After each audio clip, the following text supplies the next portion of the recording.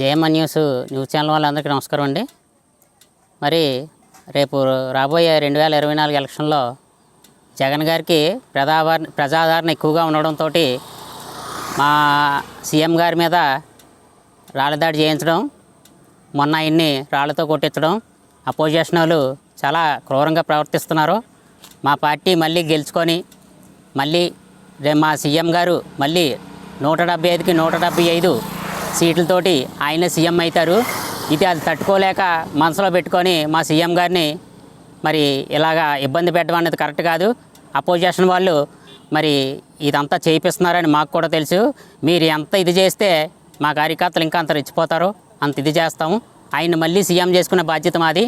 అలాగే నర్సీపట్నం నుంచి మా ఎమ్మెల్యే గారిని కూడా మళ్ళీ రెండోసారి ఎమ్మెల్యేగా చేసుకొని ఆయన్ని మంత్రిగా తీసుకొచ్చే బాధ్యత అంతా మేము తీసుకుంటున్నాం.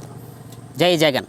ఇప్పుడు మరి అంటే ఏదన్నా ఉంటే రాజకీయంగా చూసుకోగలను, ఇలా రాళ్ళు ఇసురుకొని మనుషులు చంపించడం అని ఎంతవరకు కరెక్ట్?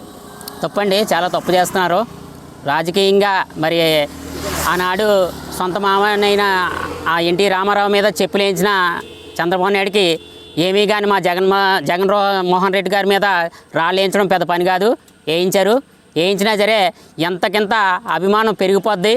ఆయన ఆకాశానికి ఎదిగే వ్యక్తి, రేపు దేశానికి ప్రధానమంత్రి అయ్యే స్థాయి ఉన్న వ్యక్తి. మీరు ఎంత రెచ్చగొడితే మా కార్యకర్తలు అంత రెచ్చిపోతాం. ఆయన మీరు ఏమీ చేయలేరు.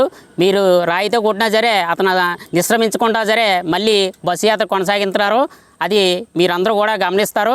రేపు మళ్ళీ 175కి 175 సీట్లతోటి ఖచ్చితంగా అతను మళ్ళీ రెండోసారి మా సీఎం అవుతారు.